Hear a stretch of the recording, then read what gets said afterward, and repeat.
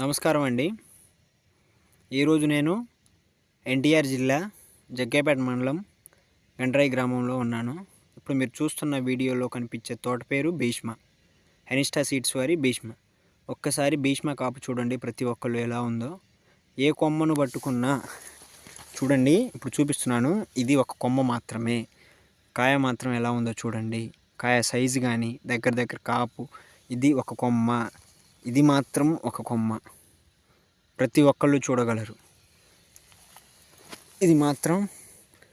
ఇది భీష్మ చెట్టు చూడండి. పేరులో ఎంత గంభీరంగా ఉందో, కాసే విధానం కూడా అంతే ఉంది. ఎక్కడ చూసుకున్నా కాయలే, ఆకులు తక్కువ, కాయలు ఎక్కువ.